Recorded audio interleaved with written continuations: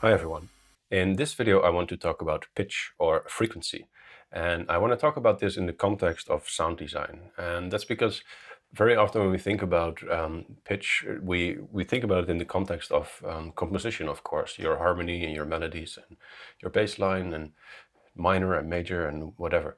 And from that, we know that pitch has an insane effect on the emotion of something.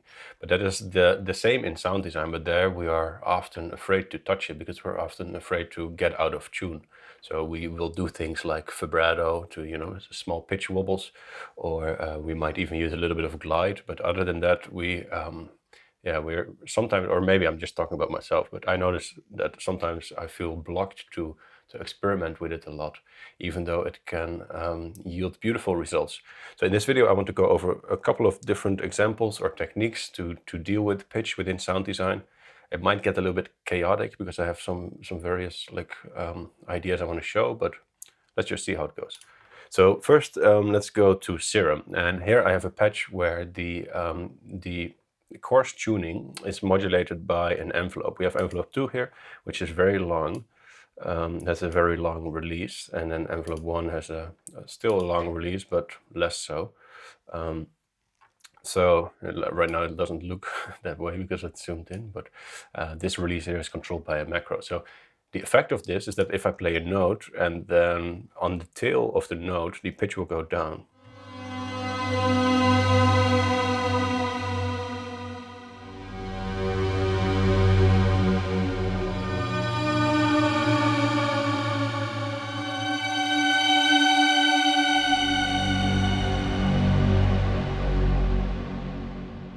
Right, so you can hear that pitch shift there at the end, hopefully.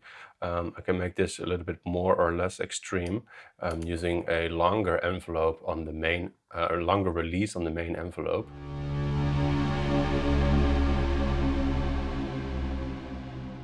And the reason that's more extreme in this case is because envelope 2, like I said, is very long, so the pitch is going to go down all this way, all the way there. So if our envelope 1 is shorter, let's say it's only 1 second, we'll only hear that a little bit. So this is with a short envelope.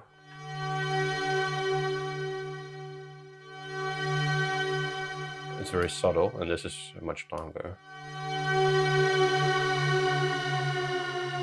So you can play around with this. If you recognize this sound, that could be because I found it, it's heavily inspired on one of the default Serum presets, which I really like. It's one of the pad sounds, so you can check there as well. I just expanded on this a little bit. So you have that, the pitch there, and then here, this second macro I called experimental. Let's go over to our mod matrix. You can see that macro true is used to switch off the coarse pitching here and to increase the coarse pitching here. And one of those is a bipolar and the other one is unipolar modulation. So this will just create some different variations.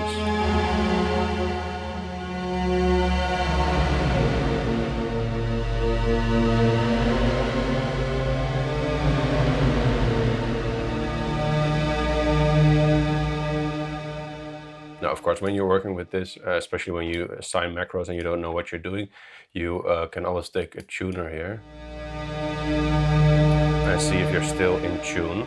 And to compensate, let's say right now I'm playing a D. We see that the tuning is a little bit all over the place, according to this one, although it still sounds like a D. But if it didn't, I can, with this octave, it's just assigned to where is it, macro 4? It's just assigned to the semitones. So this has a range of an octave, so I can always correct when I'm not in the right note anymore.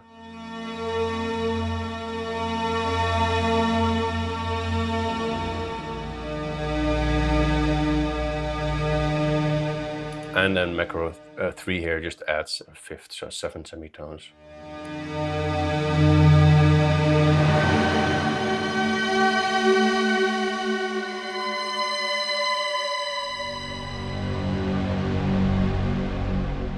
Right, so that is one idea. Other than that, there's really not that much going on. Just a little bit of vibrato, but really the sound here, a bit of unison.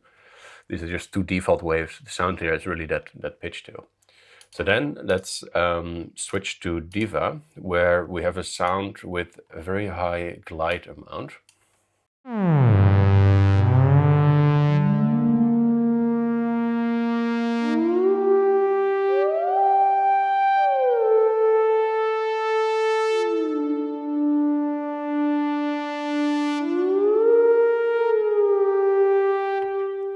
So much simpler, but still beautiful. And this is just to show you that high glide amounts can go a long way.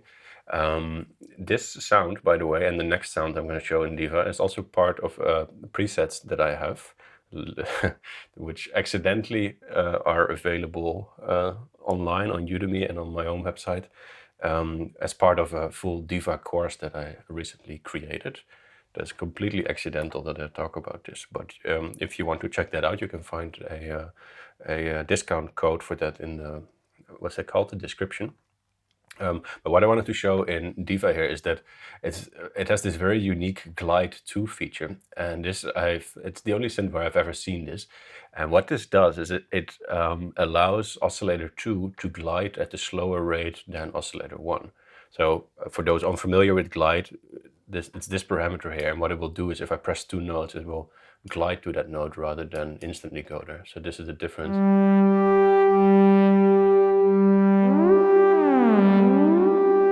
And then with the time here, you can set whether you want that glide this to be a time parameter or sort of a rate. And rate means that if the interval between the notes is higher, it will take longer to glide there, because it's I guess that's similar to what you would have on a violin or whatever. I set this to time usually to get a consistent glide time no matter of the interval. But this Glide 2, what it does, like I said, it has a different glide time for oscillator 2. So if we switch on oscillator 2, and let's first keep this at 0. Now the two oscillators glide at the same rate.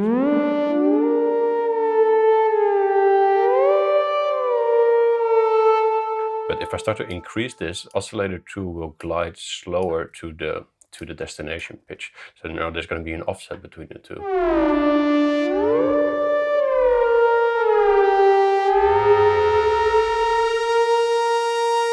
Especially when you set it longer, you get that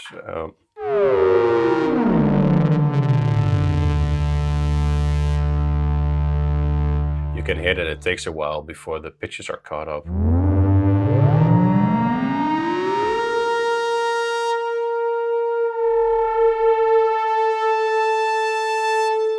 Right, so I thought that was really cool. I experimented with this quite a lot because, of course, this is a polyphonic synth, so you can use this with chords as well, and they will all glide at a different rate.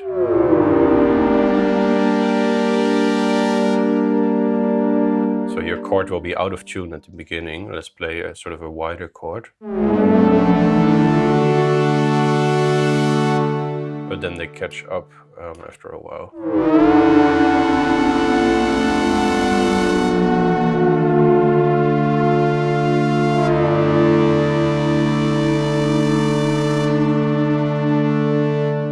Sorry, I can play around with the synth for a long time, but let's move on. So then feedback I wanted to show as well. This sound will also be part of that course. Feedback, of course, as we know from comb filters, it introduces extra pitches because it's basically a short delay line. So that's what's happening in this sound. Let's just play it.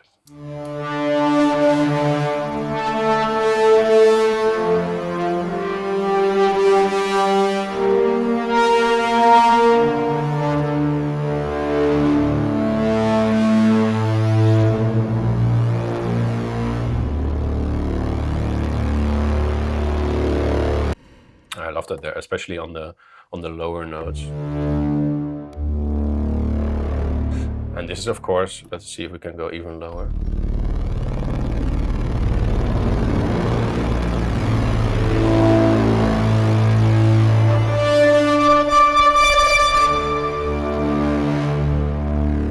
That's very cool. And of course, this gets really emphasized by the distortion. I'm using a maximum amount of drive here. Without that, we hear those overtones subtly, but not that extreme. Distortion is another thing, by the way. I'm really not talking as much as I want about it in this video, because I want to not make it like an hour-long video, and I talked about this a little bit before.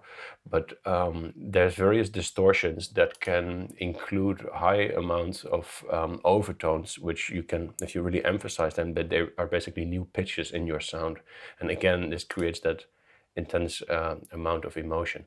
If you have, for example, with the rectify distortion algorithm, you would get that. But also with regular, actually, you know what, I'll quickly, I cannot resist. Let's quickly go into, for example, let's take an effect rack. So if we have that and we have a decapitator,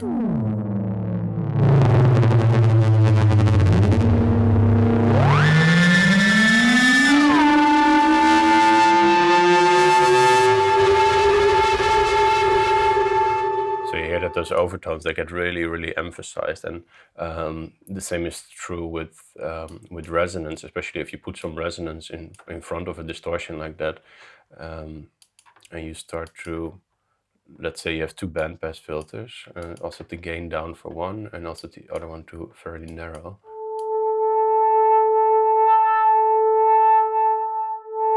Now this is really going to drive the distortion.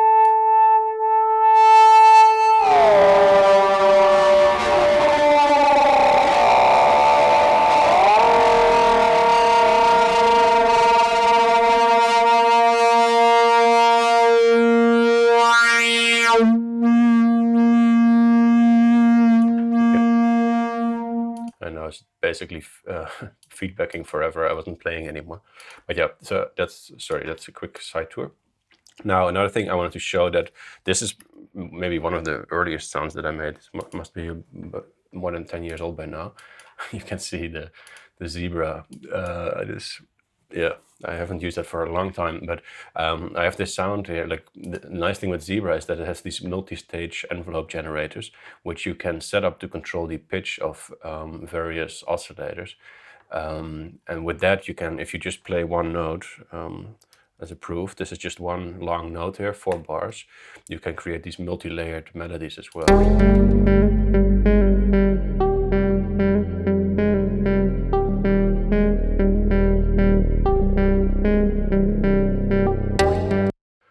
So that I just want to show that because it shows how much you can do with pitch in just one synthesizer.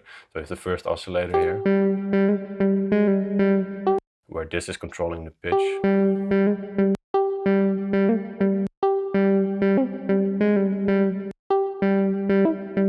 So of course it makes it also easy to do glides.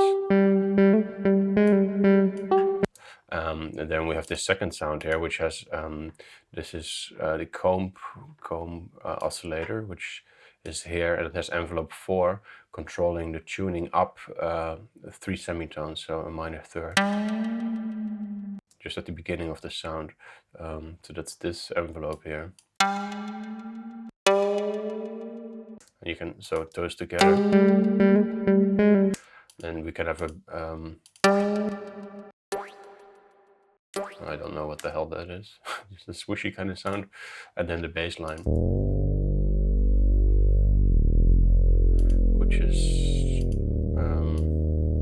this envelope. So here you can get very precise with your glides as well.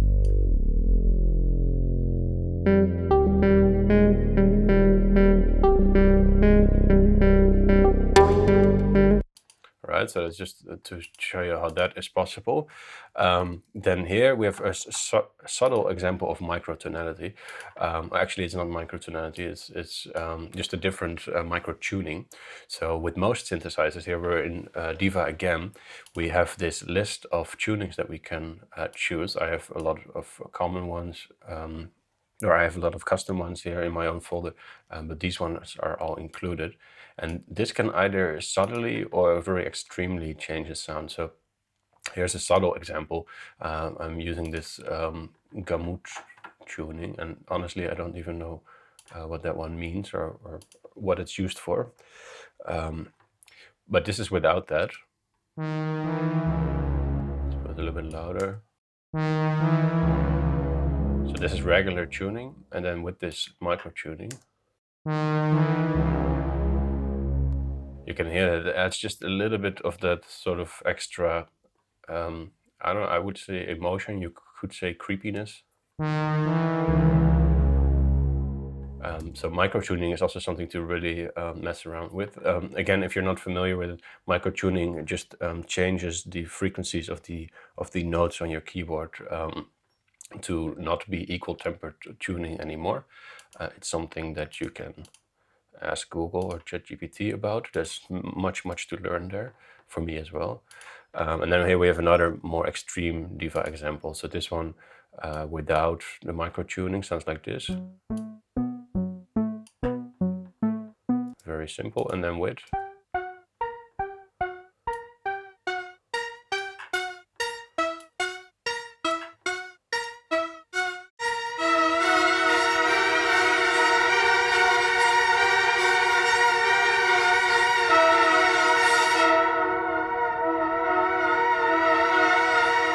So it really gives it a very different character. And then lastly, I wanted to go into Alchemy. I was a little bit worried about that because, of course, Alchemy, we can really get lost here. I have a sound here set up, which if I play it,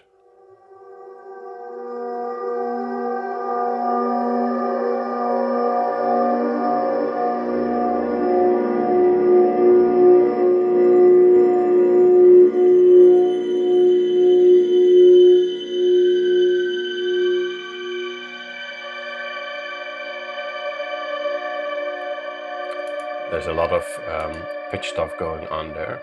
I don't know why Alchemy looks so crummy right now. I don't know. It's probably because I'm video recording. Maybe you cannot even see it on your end. For me, the knobs looked a little bit weird. Let's see.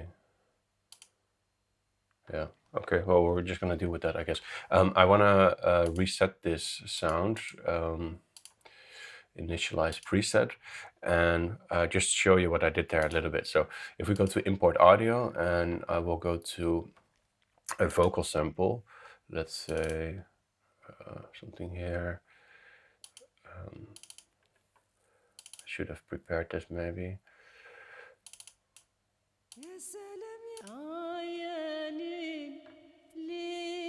Let's take a sample like that, which is of course also in a different scale than our Western scale.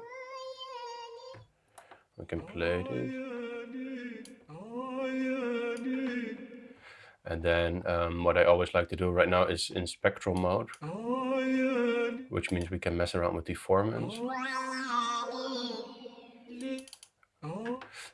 But what I usually like to do is add some MSEG here to the speed. No, rather not, to the position.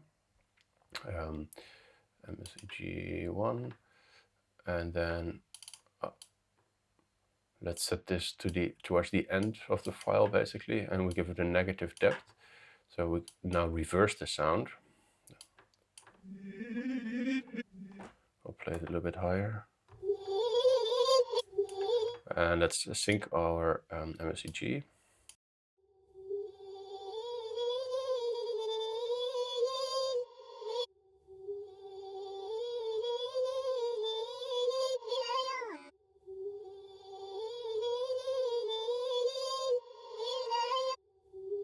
Okay, that's good enough. Now let's go to the effects, and maybe you can guess already. Usually my first thing what I do in Alchemy is to convolution reverb, and then in those I very often go to these warped and drone tones, just because they also have a pitch.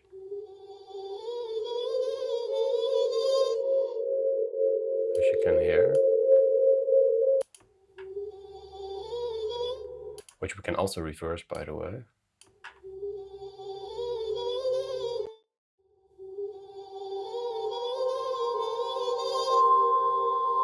So this already adds your overtones.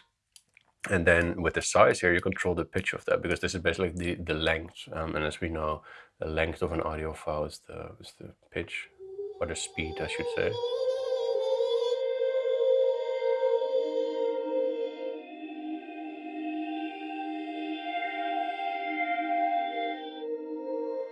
So now we have those pitches going into the convolution, and you get this combination of them.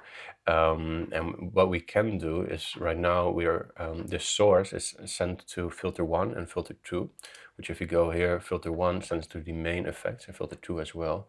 So what you can do here is you can say I want to send it to filter 1 and effect A. So then here we are at effect A. And we can do another very familiar trick. We go with a comb filter, which is under multimode filter, and then we can choose comb negative or positive. And you can see here that instead of a frequency or instead of a cutoff, we get pitches. And it's the same because, again, this is a delay line. So now let's send a little bit to that filter. And then we need to put the send to the main effects down, so that this is going to be a main output. Because otherwise, if I send this to main, the output of this will go to effect main here. But I want to send this straight to the output, so that I'm going to do that. So that way we get the complete dry sound. And now for our modulation, of course, we need to have key follow. Key follow fixed is key follow without glide. I want regular key follow, even though I don't have any glide yet. And then I give that a full amount, and now we're in tune.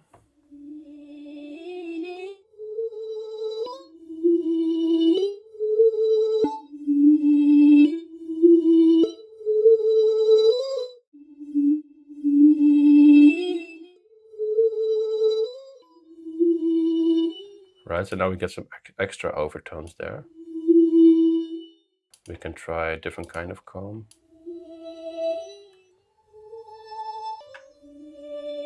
This one is more extreme.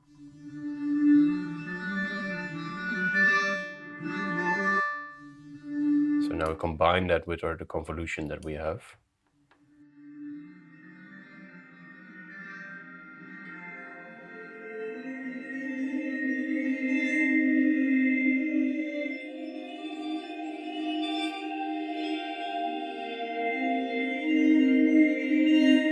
And if you feel this this output here is too harsh, too metallic, you know this. It has a little bit, of course. It has this comb filtery kind of sound. We can simply do the same thing again, or we could take. I mean, we haven't even talked about delays yet, but we could take an acoustic reverb to then smear the sound a little bit again. We can send a little bit of it back to the main effects.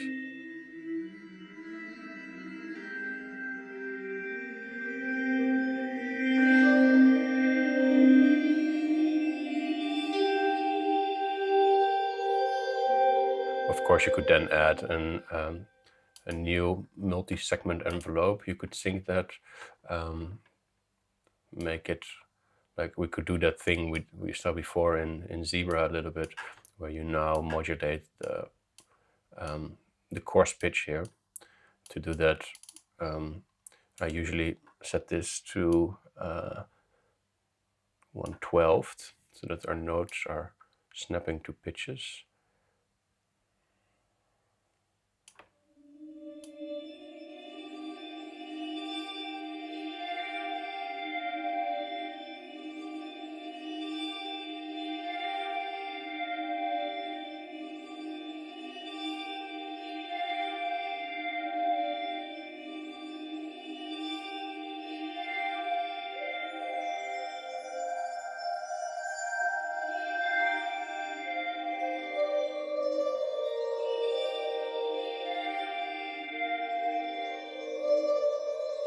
You can also try an octave down.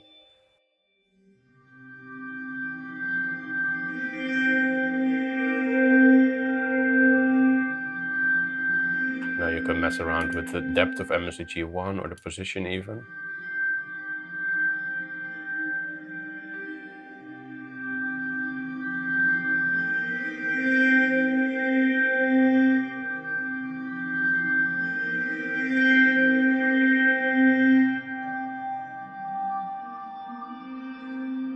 And that is exactly the point where I get carried away. So yeah, to go back to our main point, pitch is a very beautiful thing. Frequency is a very beautiful thing. Don't be afraid to assign envelopes to your tuning and to mess around with the tuning, because you can always correct it later. So experiment with these techniques. Sometimes this, especially if you have a vocal loop like this, it can really be the main element of your whole song. A beautiful example of songs where a weird kind of pitch thing really defines the song is, for example, in Chiasmos Burned. This has this beautiful breakdown somewhere in the middle where you hear this bass line going up a fifth, and it's modulated in a very beautiful way. Burial is great at this. His song Moth, M-O-T-H, has a very beautiful, just one element, but it has a beautiful pitchy thing to it. So yeah, don't miss out on that. And thank you for watching. I will see you in our next video.